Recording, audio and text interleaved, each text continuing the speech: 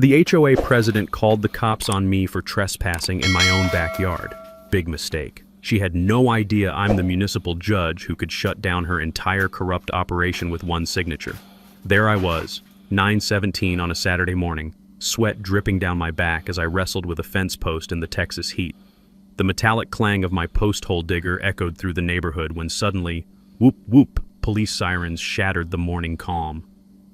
3 squad cars screamed into my driveway, gravel crunching under their tires like broken glass. I straightened up, dirt caked under my fingernails, and watched 3 officers step out with that familiar hand-on-belt stance.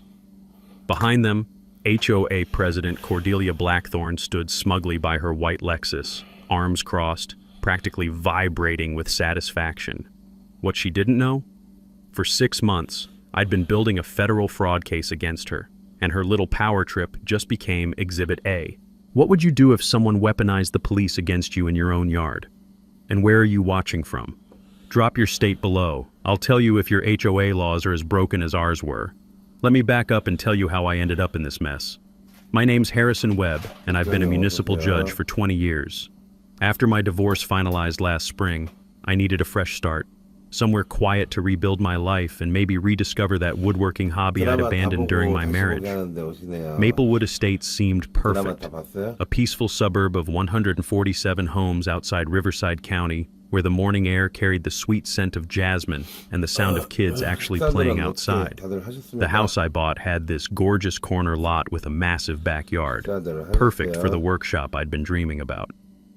At $185 a month in HOA dues, I figured I was buying into a well-managed community. That illusion lasted exactly 3 weeks. Enter Cordelia Blackthorne, 49 years old and HOA president for 8 years running. Picture a predator disguised as a suburban housewife, sharp-angled bob haircut that could slice through steel, always dressed like she was closing a hostile corporate takeover.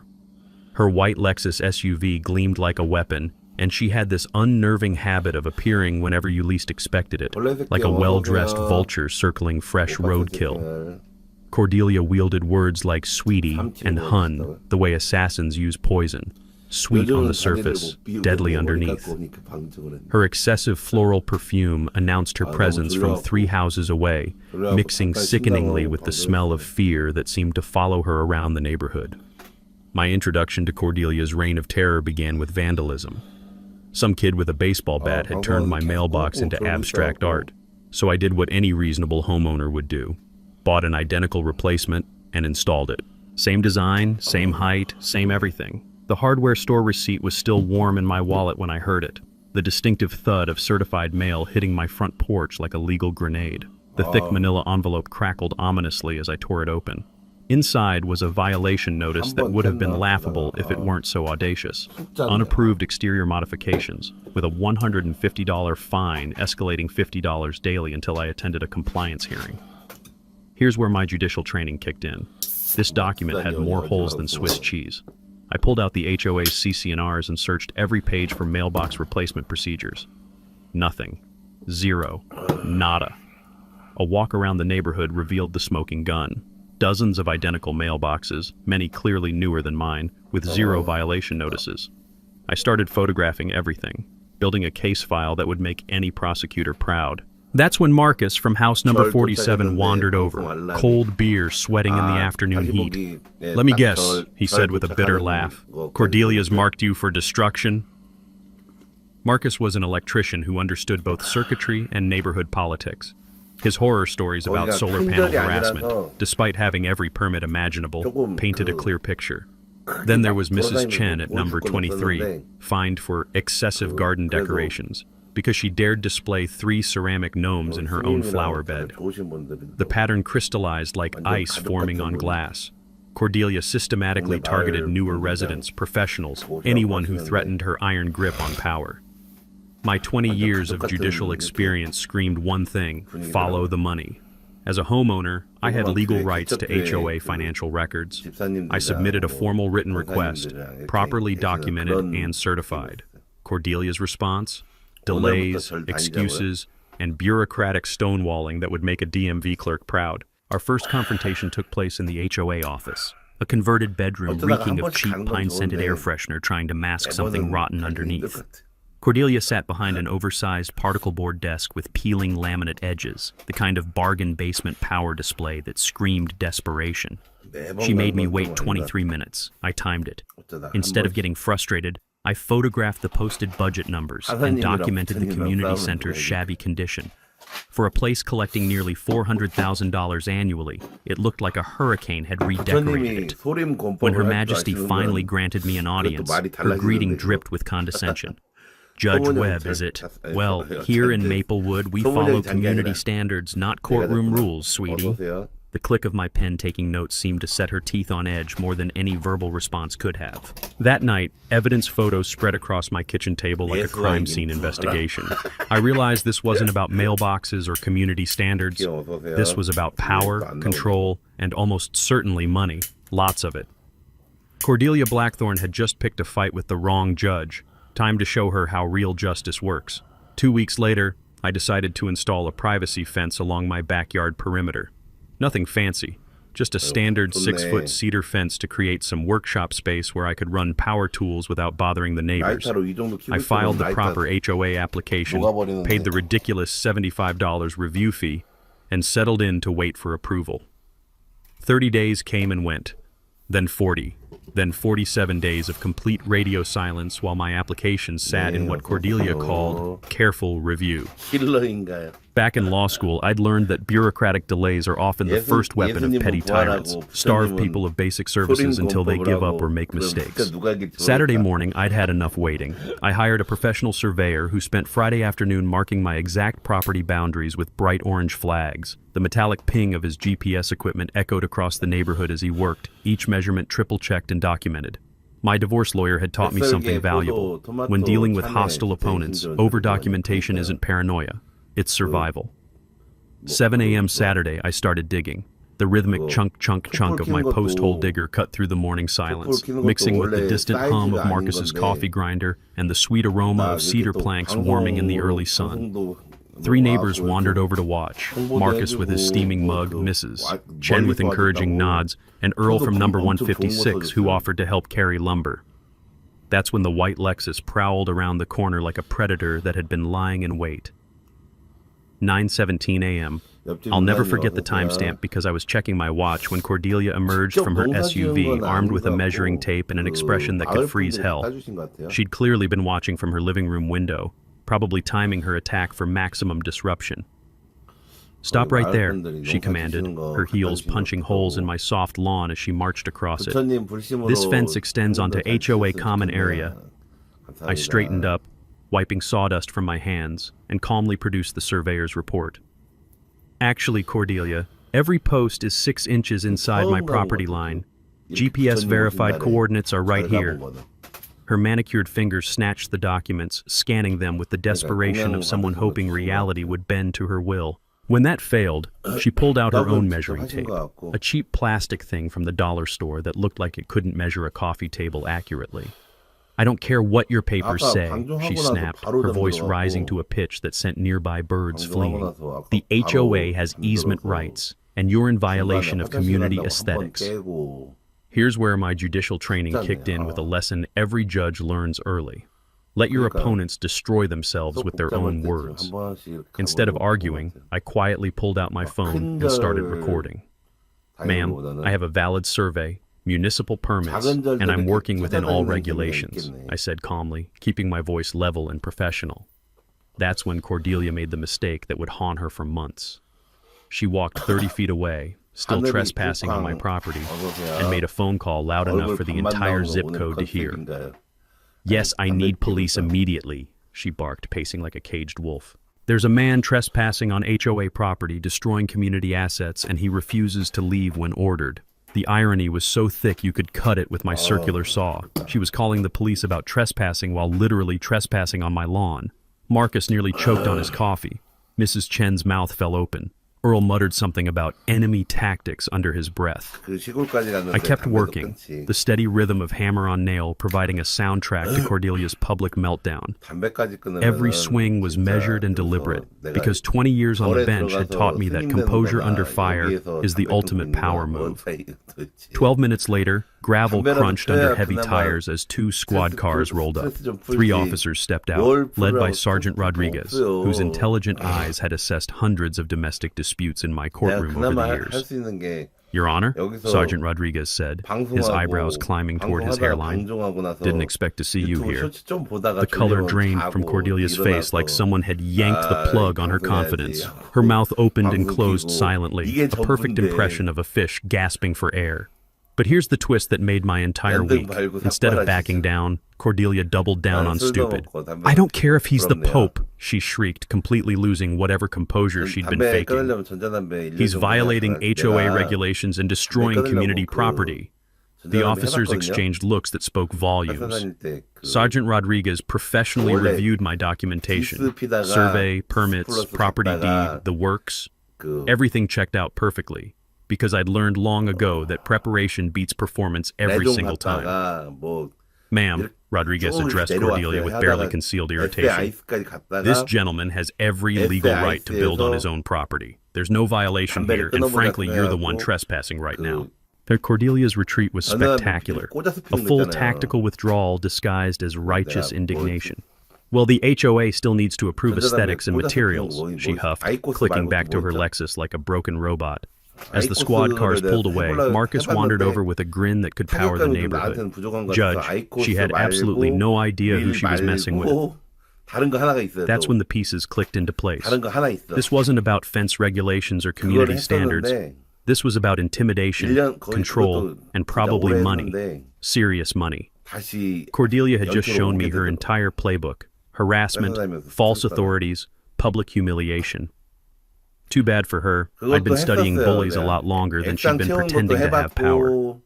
The sweet smell of sawdust filled the air as I returned to work, but my mind was already racing ahead. If she was this brazen about fake violations, what was she hiding in those financial records she kept dodging? Time to find out exactly how deep this rabbit hole went.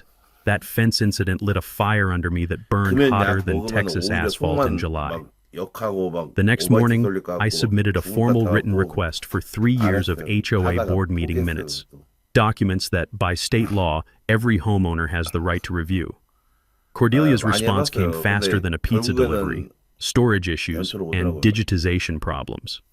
Funny how a woman who could organize a police response in 12 minutes suddenly couldn't locate basic paperwork. I knew from handling municipal contract disputes that financial irregularities always leave paper trails. So I started digging through the publicly available budget numbers posted in that shabby community center. The math made my calculator weep. $388,000 in annual dues collected from 147 households. But where was it all going? The landscaping contract jumped out like a neon sign in a morgue. $89,000 to Pinnacle Property Services, LLC. Pool maintenance? Another $47,000 to the same company. Community center utilities, for a building used maybe 20 hours per month, somehow cost $31,000 annually. Either we were hosting secret NASA launches, or somebody was getting very creative with decimal points. My years investigating municipal corruption had taught me that shell companies are like cockroaches. Where you find one, there's always a nest nearby. A quick business license search through my courthouse connections revealed the smoking gun. Pinnacle Property Services was registered to Derek Blackthorne, as in Cordelia's brother-in-law Derek. The smell of coffee grew cold in my cup as I sat in my home office at midnight, connecting dots that formed a picture uglier than Cordelia's personality. No competitive bidding records, no service quality assessments, just a steady stream of taxpayer money flowing into family pockets like water through a broken dam.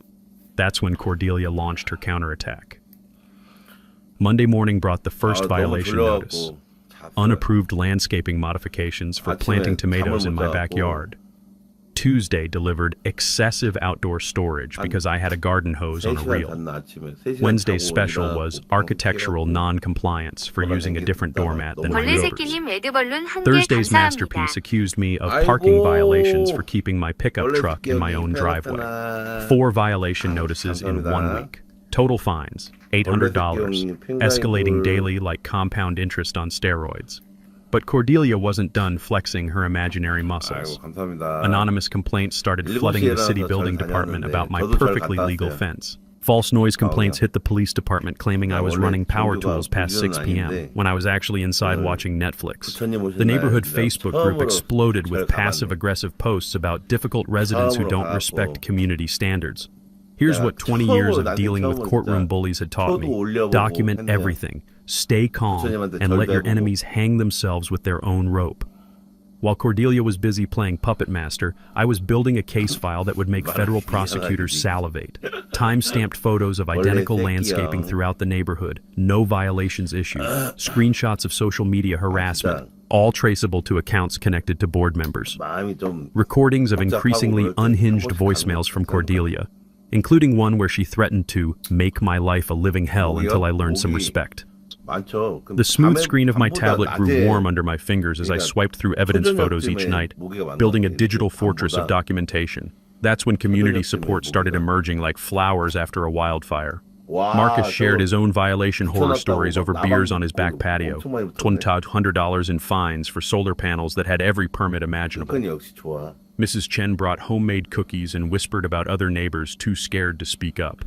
A young couple from number 134 approached me at the mailboxes with haunted expressions. We're thinking of selling because the harassment never stops. The pattern was clearer than crystal. Cordelia systematically targeted newer residents, professionals, anyone who might question her authority or threaten her little empire.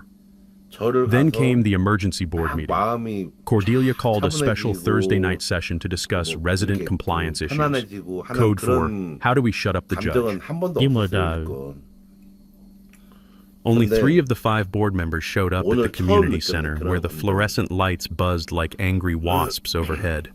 I arrived with a folder thick enough to stop bullets, a legal pad, and a recording device. Perfectly legal in our state, something I'd verified during my prosecutor days. Cordelia's face went pale when she saw me walk in, but the other board members, Eleanor Vance, a retired teacher, and Bob Morrison, an insurance agent, seemed genuinely unaware of the harassment campaign. Agenda item 4, Cordelia announced with fake authority, property violations and enforcement procedures. That's when I played my hand. I stood up, opened my folder, and began presenting evidence of selective enforcement like I was arguing before the Supreme Court. Photos of identical violations throughout the neighborhood. Documentation of harassment patterns. Questions about the curious lack of competitive bidding for service contracts. Where exactly, I asked, my voice carrying the authority of 2 decades on the bench, are the records showing how Pinnacle Property Services was selected? And why does this company receive 65% of our annual budget without any oversight? Eleanor and Bob exchanged looks that could have powered small appliances. The sound of folding chairs scraping linoleum filled the uncomfortable silence as Cordelia scrambled for answers that didn't exist. But here's where she made her biggest mistake yet. Instead of damage control, she went nuclear.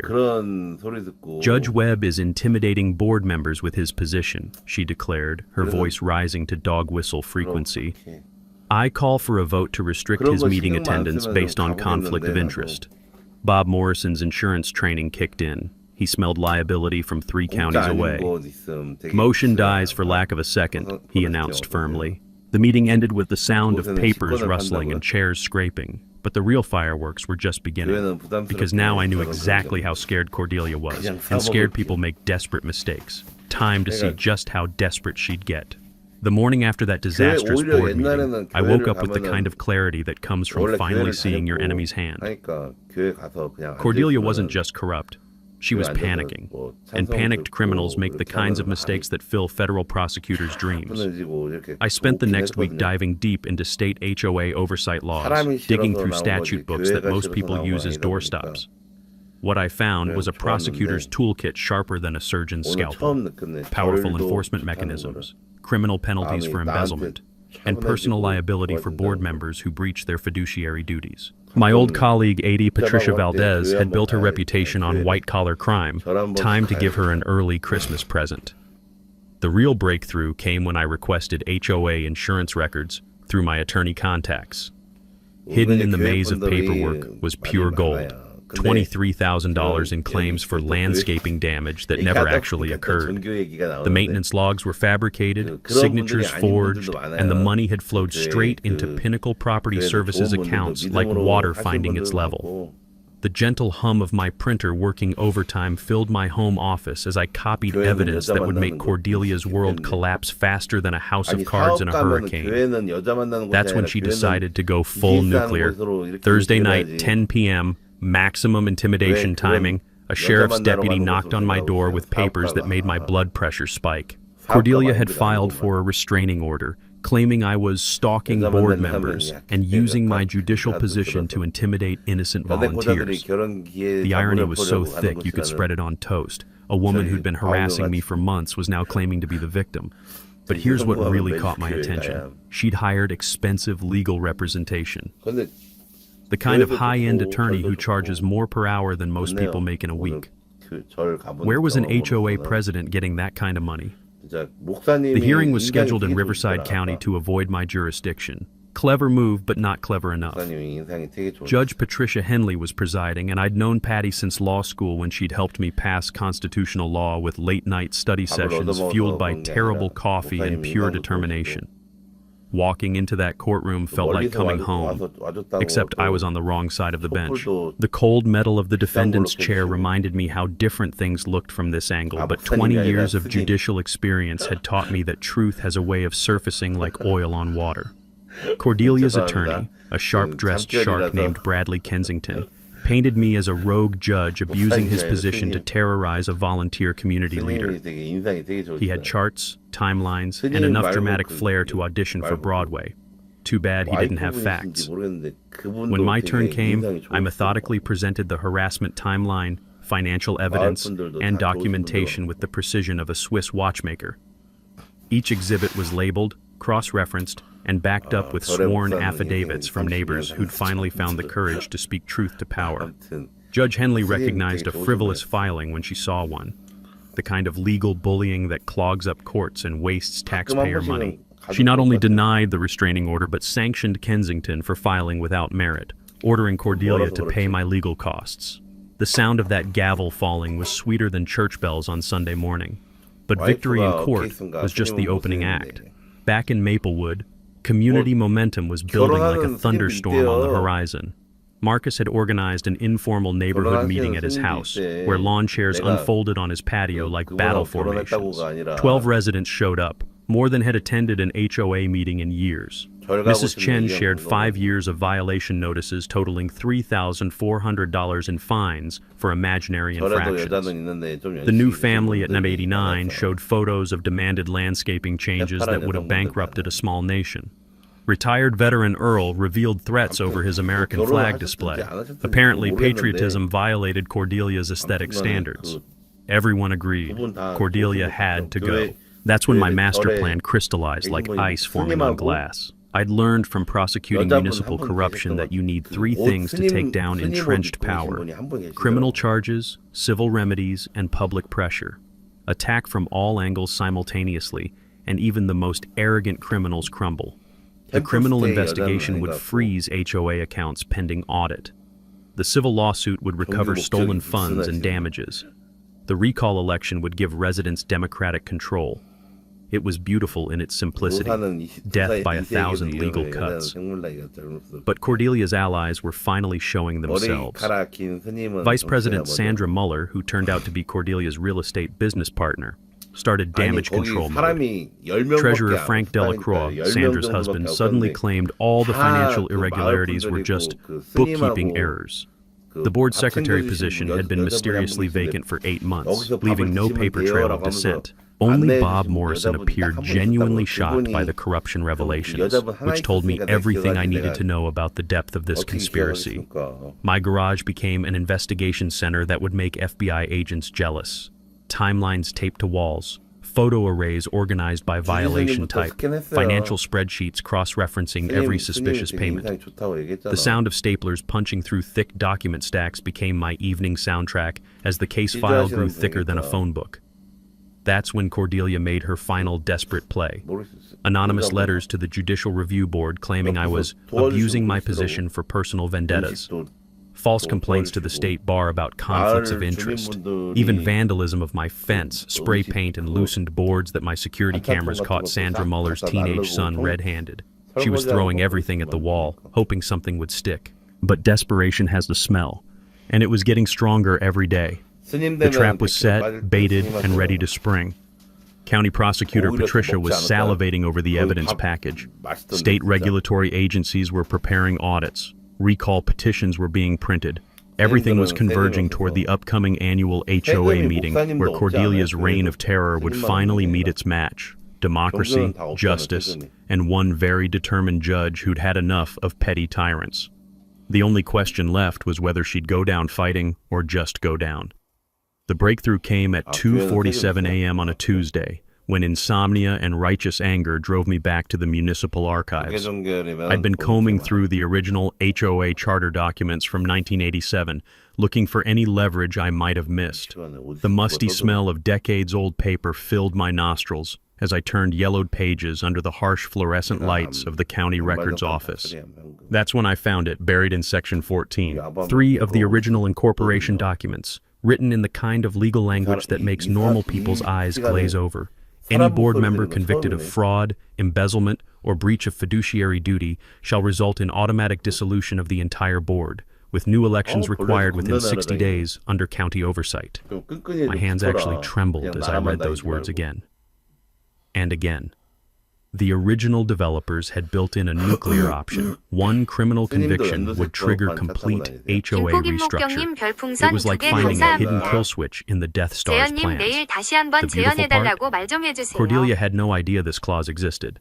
None of the current board members did. They'd been operating under amended bylaws that had conveniently omitted this particular bombshell over the years. I photographed every page with the reverence of an archaeologist documenting King Tut's tomb. This wasn't just evidence. This was the key to liberating an entire community. But the financial bombshell was even bigger. My accountant friend Janet had spent the weekend reviewing my evidence with the thoroughness of an IRS audit. Her findings made my fence violations look like jaywalking tickets.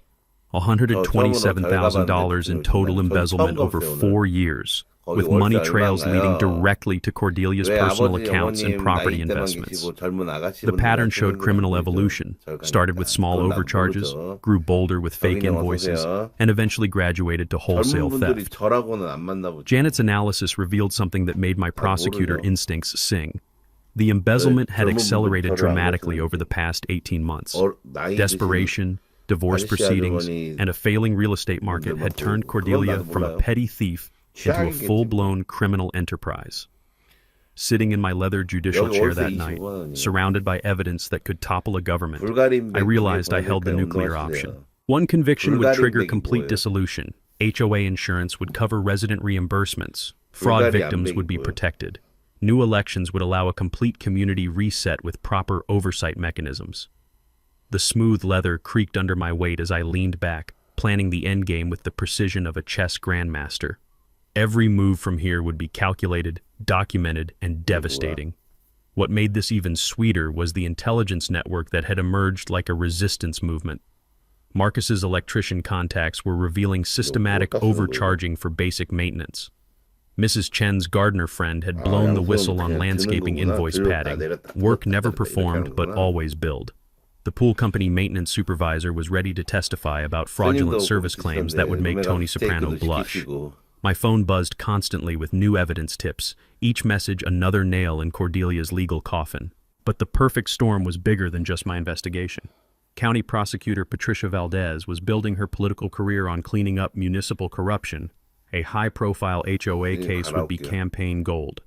The state attorney general had just launched a statewide HOA fraud initiative after similar scandals in Dallas and Austin. Local news was investigating HOA corruption following reader complaints. Even better, it was election season, and every politician wanted to appear tough on the kind of petty corruption that drives voters crazy.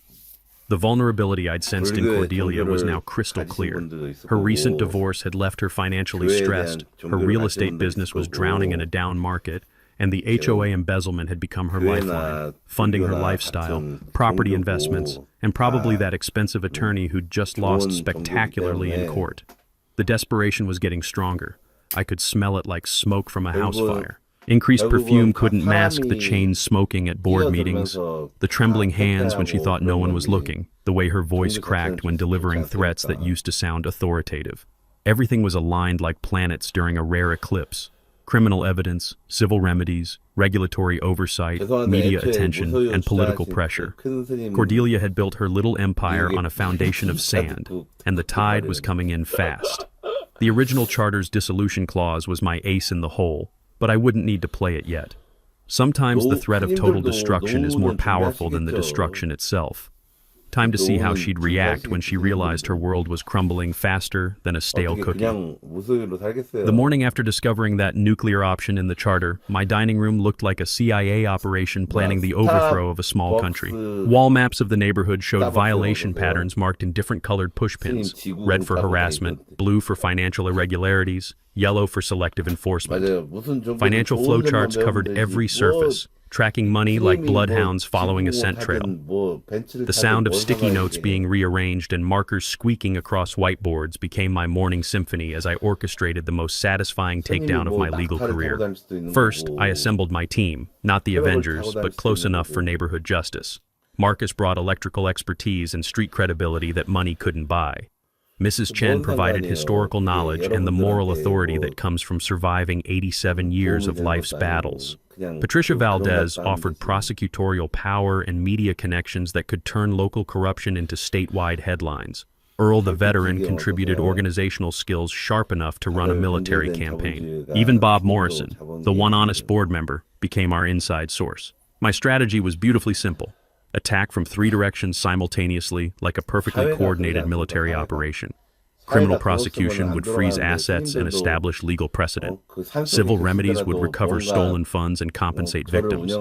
Administrative action would trigger state oversight and license revocations. Death by 1,000 legal cuts, each one precisely placed for maximum damage. The evidence package grew thicker than a small-town phone book. 347 pages of financial records, contracts, and invoices that painted a picture uglier than abstract art.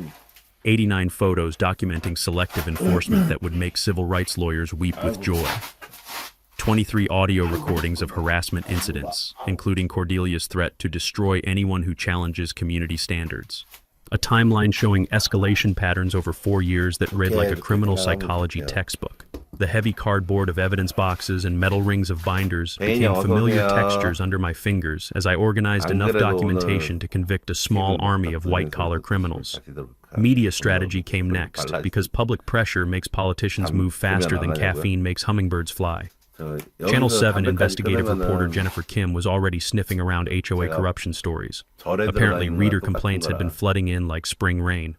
The local newspaper editor was hungry for community interest pieces that actually mattered to real people. Social media campaigns were planned around the recall election, with residents finally ready to tell their stories without fear of retaliation. The sound of keyboards clicking filled neighborhood living rooms as residents typed Facebook testimonials that would make Cordelia's PR problems look like a Category 5 hurricane.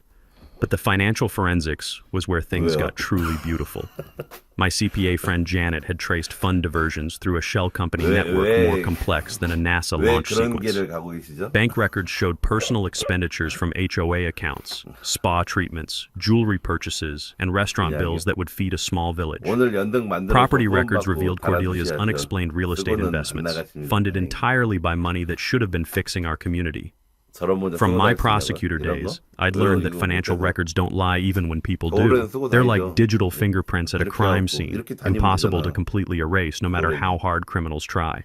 The recall election mechanics were surprisingly straightforward once you cut through the bureaucratic nonsense. We needed 74 signatures from 147 households, 25% to trigger the recall, 30 days for petition circulation, then elections within 45 days of a successful petition. Sample ballots were designed showing reform candidates who actually gave a damn about the community instead of their bank accounts. Community education became our secret weapon. Information packets explained HOA financial basics in language that wouldn't require law degrees to understand. Know Your Rights workshops at the community center taught residents how to request financial records, attend board meetings effectively, and document harassment like prosecutors building cases. Meanwhile, Bob Morrison was feeding us inside information that made Tom Clancy novels look boring. Cordelia was panicking over missing treasurer records that could expose years of additional fraud. Sandra Muller was attempting to alter historical documents like some kind of suburban Nixon. Frank Delacroix had consulted a bankruptcy attorney, apparently preparing for the financial apocalypse heading his way. Emergency board meetings were being called without resident notification, a violation of state sunshine laws that would add more charges to the growing pile. The smell of burning paper drifted from behind the community center one night as compromised materials were destroyed. But digital records are harder to kill than movie villains. Everything was backed up, encrypted, and stored in multiple locations like a distributed resistance network. Technology became our force multiplier. A professional website, Reform Maplewood HOA, went live with documentation that would make investigative journalists drool. Online petitions gathered electronic signatures faster than a viral cat video. Databases tracked every violation pattern, creating statistical evidence of systematic discrimination. Notification sounds from phones and tablets became the soundtrack of revolution as community support grew from dozens to hundreds of supporters across the county. But the legal trap was my masterpiece. Ethics complaints were filed against Cordelia's real estate license for conflicts of interest. Insurance fraud was reported to state regulatory agencies that took white-collar crime personally. Tax evasion evidence was forwarded to the IRS because nobody escapes the tax man, not even HOA tyrants. Every escape route was blocked, every ally neutralized, every financial resource frozen or monitored. The timeline was accelerating beyond my wildest expectations. Criminal investigations moved faster when prosecutors smelled political opportunity. Media attention intensified as the story spread through social networks like wildfire. Public pressure mounted as residents realized they weren't alone in their frustration. Cordelia's desperate attempt to move up the annual HOA meeting was her final mistake, rushing toward a confrontation she couldn't win, with an audience she couldn't control and evidence she couldn't suppress. The sound of staplers, copiers, and phones ringing filled my makeshift campaign office as final preparations fell into place. Every document was copied, every witness was prepared. Every legal strategy was polished to courtroom perfection. Time to watch a petty tyrant learn what real accountability looks like. Desperation has a distinct smell, part fear, part flop sweat, part expensive perfume trying to mask the stench of panic. And Cordelia was absolutely reeking of it. The morning after our war room planning session, she called an emergency board meeting to remove me as a resident for conflict of interest. The logic was breathtaking in its stupidity. A homeowner couldn't investigate his own HOA because he lived there. It was like saying witnesses can't testify because they saw the crime. The community center's fluorescent lights buzzed like angry wasps as she banged her gavel in an almost empty room. Only Sandra Muller supported the motion. Even Frank Delacroix was smart enough to smell the liability. The meeting failed for lack of quorum, but watching Cordelia's face turn the color of overripe tomatoes was worth the wasted evening. That's when the Dirty Tricks campaign began in earnest. Anonymous flyers appeared on driveways overnight like toxic snow, claiming I was abusing judicial power to terrorize innocent volunteers. The cheap printer ink smudged under morning dew, leaving black fingerprints on every mailbox in the neighborhood. Fake social media accounts sprouted like weeds, attacking reform candidates with the kind of manufactured outrage that makes internet trolls proud. Robocalls targeted elderly residents with lies smoother than snake oil. Judge Webb is using his position to eliminate HOA protections for your property values. Mrs. Chen got 3 calls in one day before she unplugged her phone and marched over to my house with fire in her eyes and cookies in her hands. But Cordelia wasn't satisfied with character assassination. She wanted actual sabotage. Reform campaign signs vanished overnight, replaced by spray-painted messages that would make sailors blush. My mailbox was stuffed with threatening letters written in block print that screamed angry teenager with parental issues. Marcus found his work truck with 4 slashed tires in his driveway, which earned him a police report and a very expensive lesson in why security cameras are worth every penny. Speaking of cameras, mine caught Sandra Muller's 16-year-old son with a spray can at 2:47 a.m., tagging my fence with creativity that would impress graffiti artists, but not juvenile court judges. The kid looked exactly like his mother. Same entitled expression, same belief that rules applied to other people. Meanwhile, financial records were disappearing faster than evidence at a mob trial. The HOA office suffered a convenient burglary where only financial files were stolen. Apparently, thieves these days are very selective about paperwork. Computer hard drives mysteriously crashed with the timing of a Swiss watch. Bank statements got lost in transition to the new accounting firm that nobody had authorized. The smell of industrial shredding filled the night air behind the community center, working overtime like Santa's elves, but destroying instead of creating. But 20 years of prosecuting white-collar criminals had taught me that digital records are like cockroaches, nearly impossible to completely remove. My subpoenas through Patricia's office went directly to banks, bypassing HOA stonewalling entirely. Computer forensics experts recovered deleted financial data from backup servers that criminals always forget exist. Insurance companies provided duplicate records going back years because insurance companies keep everything except their customers' money. Every document they destroyed had been copied. Every file they deleted had been recovered. Every lie they told was recorded and documented. The real bombshell came when Derek Blackthorne, Cordelia's brother-in-law and Pinnacle Property Services owner, contacted me through Marcus with the desperation of a drowning man grabbing a life preserver. We met at a 24-hour diner on the edge of town, sliding into a back booth like characters in a spy novel, while the smell of bacon grease and desperation filled the air. Derek looked like he hadn't slept in weeks, his eyes darting around the empty restaurant like a hunted animal. "She's lost her mind," he whispered, stirring coffee with shaking hands. The kickbacks were supposed to be small, temporary, just until her real estate business recovered. Now she's threatening my family if I don't keep inflating invoices. He handed me a manila envelope thick enough to stop bullets, containing original invoices that showed the real scope of the fraud. Work never performed, materials never delivered. Services billed at 3 times market rates. The evidence was so damning it practically glowed in the fluorescent diner lighting. "She's planning something big for the annual meeting," Derek warned, his voice barely above a whisper. "Sandra's been making calls to city council members claiming you're using your position illegally. They're trying to get you removed from the bench before the meeting." But family pressure was tearing Cordelia's conspiracy apart like tissue paper in a hurricane. Derek wasn't the only one cracking under the strain. Her husband had discovered the embezzlement and filed for separation, taking their teenage daughter to his mother's house. The daughter was mortified by social media exposure that had turned her into a pariah at school. Even her real estate clients were fleeing faster than tourists from a Category 5 hurricane. The sound of raised voices from Cordelia's house became neighborhood entertainment as her world collapsed in real time. Neighbors gathered at fence lines like spectators at a demolition derby, watching 20 years of marriage and business partnerships explode in spectacular fashion. Media attention was accelerating beyond our wildest dreams. Channel 7's investigation had expanded into a 5-part series on HOA corruption across the state. The newspaper ran daily exposés that made Watergate look like a parking ticket scandal. Social media campaigns reached 15,000 local residents and growing, with hashtag Maplewood corruption trending like a viral dance craze. The sound of news van generators humming outside the community center became our neighborhood's new soundtrack, drowning out the usual sounds of suburban tranquility. Law enforcement was escalating faster than a police chase. FBI financial crimes units had joined the investigation, bringing federal resources that made local prosecutors look like mall security guards.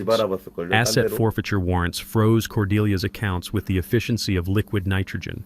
Real estate licenses were suspended pending investigation, cutting off her last legitimate income source. The texture of cold metal handcuffs was becoming very real as federal agents prepared arrest warrants with the thoroughness of Swiss watchmakers.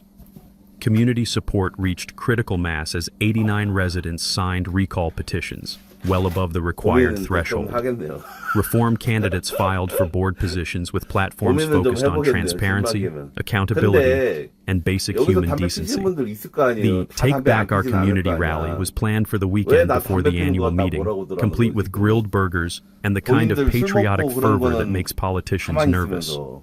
The smell of charcoal and righteousness would soon fill the air as democracy prepared to reassert itself. But Cordelia had one final desperate gambit, attempting to dissolve the entire HOA to avoid prosecution. Emergency legal filings claimed residents could manage without board oversight, like arguing that banks don't need security because customers are basically honest. Judge Patricia Henley denied the motion so fast it left skid marks on the court docket, sanctioning Cordelia's attorney for filing frivolous paperwork.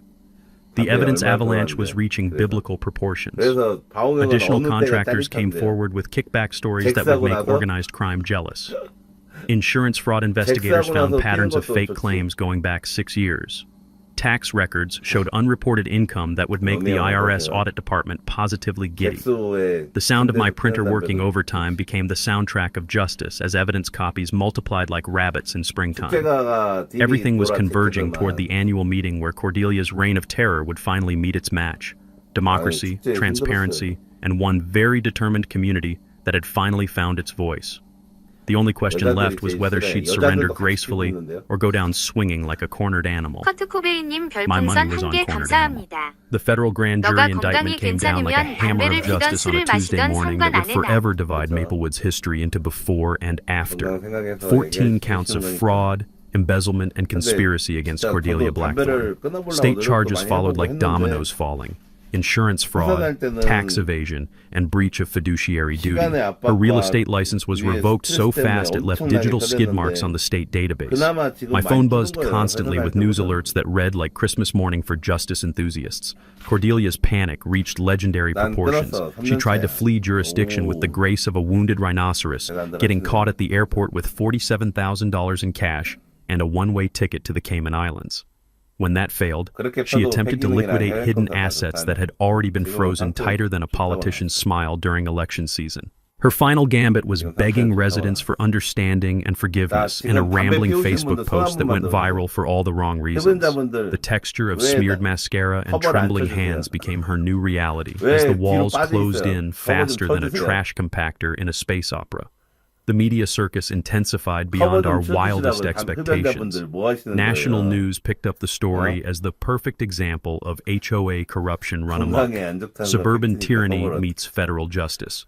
I found myself on courthouse steps being interviewed as the judge who exposed neighborhood fraud, trying to maintain judicial dignity while internally celebrating like a kid at Christmas. Documentary crews requested access for investigative series about municipal corruption. The sound of camera shutters clicking became the soundtrack of accountability as reporters descended on our quiet neighborhood like well-dressed locusts with press credentials. But the real satisfaction came from community healing that started the moment Cordelia's arrest became public knowledge. The interim board appointed by county oversight immediately suspended all fraudulent fines. Residents received reimbursement checks from insurance companies with the efficiency of tax refunds in an election year. The smell of fresh paint filled the air as vandalized properties were repaired and community pride was restored. Sandra Muller and Frank Delacroix collapsed faster than a house of cards in a wind tunnel. Sandra pleaded guilty to conspiracy charges, her real estate empire crumbling like ancient architecture. Frank cooperated with investigators for reduced sentences, providing testimony that would make prosecutors weep with joy. The sound of for sale signs being planted in their front yards was sweeter than wind chimes in a gentle breeze. Derek Blackthorne's full cooperation became the gift that kept on giving. His complete financial records revealed kickback schemes more elaborate than Swiss watches. His testimony about inflated contracts and fraudulent billing would anchor the prosecution's case like concrete foundations. His cooperation deal proved that honesty really can be the best policy, especially when facing federal prison time. The reformed HOA board emerged like democracy rising from the ashes of corruption. I accepted the interim presidency with the same sense of duty that had guided my judicial career. Marcus became treasurer, bringing electrical contractor financial skills and working-class honesty to budget oversight. Mrs. Chen transformed into community liaison, her 87 years of wisdom finally getting the respect it deserved. Earl handled architectural review with veteran attention to detail that made military inspections look casual. Bob Morrison continued as secretary, now freed to actually serve the community instead of covering up crimes. New policies were implemented with the thoroughness of constitutional amendments. All contracts required competitive bidding with public oversight. Financial records were published monthly online with transparency that would make government agencies jealous. Violation appeals processes were established that actually protected residents' rights. Community input became mandatory for major expenditures because democracy works best when people participate. The State Judicial Ethics Review Board examined my actions with the intensity of forensic accountants auditing the mob. Their conclusion was unanimous. All actions fell within homeowner rights and legal professional conduct. They commended my use of legal expertise for community benefit, noting that fighting corruption was exactly what judges should do in their private lives. The sound of that gavel closing the ethics hearing was pure exoneration music. The ripple effect spread like waves from a boulder dropped in still water. Other HOAs across 3 counties requested my advice on reform initiatives. State legislature scheduled hearings on new oversight laws inspired by the Maplewood model. Prosecutor Patricia used the case as a launching pad for her Attorney General campaign, promising to clean up municipal corruption statewide. The texture of business cards from communities seeking help grew thick in my wallet as the movement spread beyond our neighborhood borders. But Cordelia's final desperate move proved that cornered animals really are the most dangerous. From her jail cell, she attempted to negotiate a plea deal by claiming the entire investigation was a personal vendetta, orchestrated by a rogue judge with a grudge. Her attorney painted me as some kind of suburban Batman, using judicial powers for vigilante justice. Federal prosecutor Patricia Valdez rejected the deal faster than a bad restaurant review, proceeding to trial with evidence so overwhelming it would make defense attorneys consider career changes. The sound of that jail cell door clanging shut became the official soundtrack of justice served. Preparation for the annual HOA meeting intensified like the final scene of a courtroom drama. The event was transformed from a routine bureaucratic gathering into a public celebration of democracy triumphant. Media were granted access for transparency that would make government meetings jealous. All 147 households were personally invited to participate in real democracy, instead of the theatrical productions Cordelia had staged for years. The smell of coffee brewing in the community center mixed with the anticipation of residents who were finally free to speak truth without fear of retaliation. Security measures were implemented not to keep people out, but to ensure everyone could get in safely. The venue was expanded to accommodate record attendance expected for what local news was calling the most important HOA meeting in county history. But the most beautiful part was watching neighbors emerge from years of intimidation like flowers blooming after a long winter. Violation victims shared their stories without fear. Financial fraud survivors compared notes with the enthusiasm of support group members. Reform candidates stepped forward with platforms based on transparency and accountability instead of personal enrichment. The texture of petition signatures felt like democracy in action as residents reclaimed their community from the ashes of corruption. Everything was converging toward one moment when justice, democracy, and community spirit would finally triumph over petty tyranny and financial fraud. The annual meeting would be more than administrative theater. It would be a celebration of what happens when good people refuse to stay silent and one determined judge decides that enough is enough. The only question left was whether the community center could hold all the people who wanted to witness justice being served with a side of accountability. The big day arrived with the kind of electric anticipation usually reserved for Super Bowl Sundays or presidential elections. The annual HOA meeting had been transformed from a dreaded bureaucratic obligation into the hottest ticket in town, democracy's comeback tour with standing room only. Channel 7 news crews arrived at dawn, their generators humming like mechanical honeybees as they set up cameras with the precision of a NASA launch. Reporter Jennifer Kim had promoted this as the finale to her 5-part HOA corruption expose, promising viewers justice served live and unfiltered. By 6 p.m., the community center parking lot looked like a tailgate party for civic engagement. 134 of our 147 households were represented, the highest attendance in Maplewood's 37-year history. Folding chairs arranged in military precision filled every available space, with overflow seating spilling onto the patio where outdoor speakers carried the proceedings to residents who couldn't squeeze inside. The sound of microphone feedback testing mixed with excited conversations as neighbors who'd been isolated by fear finally gathered in unified purpose. I took the podium at exactly 7 p.m., the smooth microphone familiar in my hands after 20 years of delivering judicial rulings. But this felt different, warmer, more personal. Like addressing family instead of defendants. Friends and neighbors, I began, my voice carrying the authority of both office and experience. 6 months ago, most of us felt helpless against a system designed to intimidate and exploit. Tonight, we celebrate what happens when a community finds its voice and demands accountability. Warm applause filled the room like sunrise breaking over mountains, genuine appreciation from people who'd rediscovered the power of democracy. Marcus stepped forward with financial recovery reports that made Excel spreadsheets sexy. His electrician's precision delivered numbers that hit like heavyweight punches. $89,000 in fraudulent charges reversed and refunded to residents. $127,000 in total fraud recovered through asset forfeiture that would fund community improvements for years. Insurance companies covering all resident reimbursements because fraud victims deserve protection, not punishment.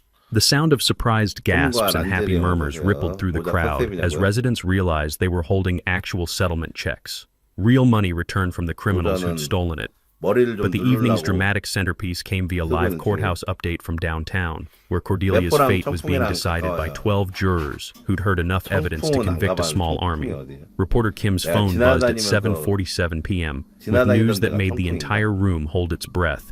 Guilty on 12 of 14 counts.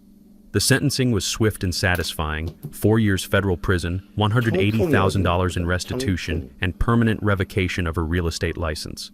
Sandra Muller received 18 months probation and 500 hours of community service, fitting punishment for someone who'd forgotten what community actually meant. When Kim turned her camera toward me for the live interview that would make local news history, I felt the weight of 20 years on the bench distilled into one perfect moment.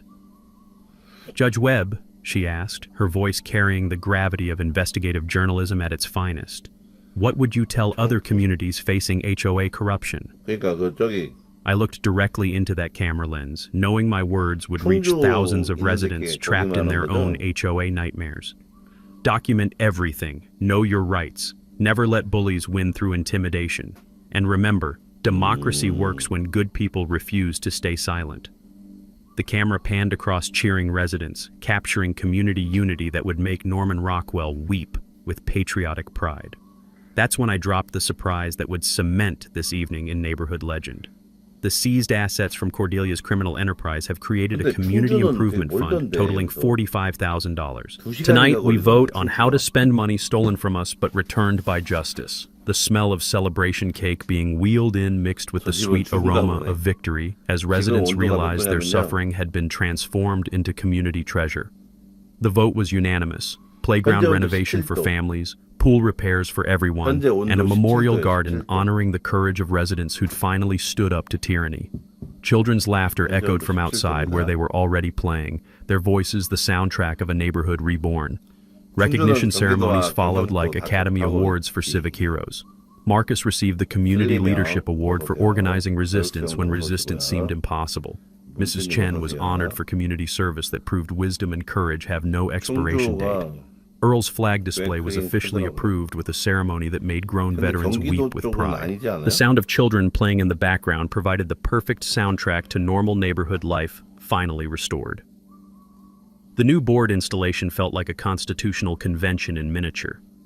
My election as permanent president was unanimous, not because I sought power, but because the community trusted judicial experience over personal ambition. The reformed board took an oath of transparency that would be carved in stone if we could afford it. Our first motion passed without dissent. All meetings would be recorded and published online because sunshine really is the best disinfectant for governmental corruption. National attention followed like moths to flames of justice. Good Morning America featured our story as proof that individual courage could create systemic change. Social media exploded with #Maplewood model hashtags as communities nationwide shared their own HOA horror stories and reform strategies. The sound of phones buzzing with viral notifications became the soundtrack of influence spreading beyond our neighborhood borders. Law enforcement presence provided the evening's final validation. Sheriff's deputies attended as invited guests, with Sergeant Rodriguez commending community cooperation that made their jobs easier. FBI financial crimes agents spoke about fraud prevention with the enthusiasm of teachers who'd finally found engaged students. The texture of firm handshakes and gleaming badges under community center lights felt like democracy and justice working in perfect harmony. But the emotional climax belonged to the residents whose courage had made everything possible. An elderly widow broke down thanking me for saving her home from foreclosure caused by fraudulent fines. The young family from number 134 announced they were staying because our neighborhood is finally safe for honest people. The veterans group presented a flag to replace the one Cordelia had called a violation.